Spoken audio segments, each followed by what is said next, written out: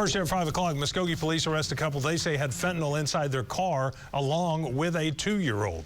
Officers arrested Miguel Torres and Amelia Wilson. Police say 5 people plus 5 officers were taken to the hospital as a precautionary measure for possible fentanyl exposure. Torres and Wilson were arrested for drugs and child endangerment.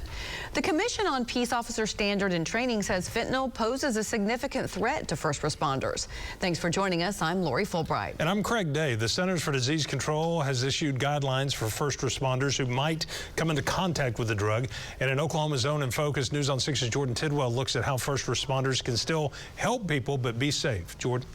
Craig and Lori, Muskogee Police say it's protocol to get checked out by a doctor if one of their officers has been exposed to fentanyl, because it's better to be safe than sorry.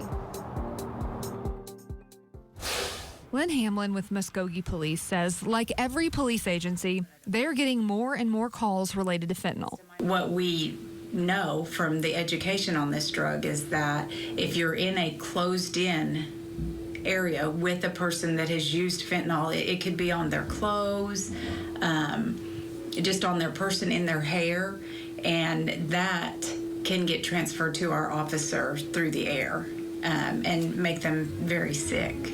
Their protocol is for officers to wear gloves and masks if they know they are dealing directly with the drug, and every officer is trained on how to use Narcan, a nose spray that brings people back from an opioid overdose. It looks different on every call, so you just have to be very aware of what you're dealing with and take safety measures really on every call anymore, because we don't know if it's fentanyl or not fentanyl, and we don't want to wait till it's too late. Dr. Ryan Marino is a medical toxologist and works with a lot of overdose patients. He says symptoms when a person is exposed to fentanyl are different than what most might expect.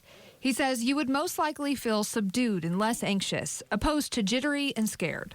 I'm not doubting anyone what they're experiencing, but fentanyl is an old drug. It's something that's been used medically, that's been very well studied for decades and decades now, and we have good evidence on how it works.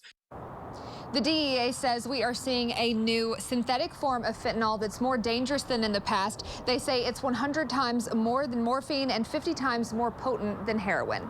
Live in Tulsa, Jordan Tidwell, Oklahoma Zone, News on 6.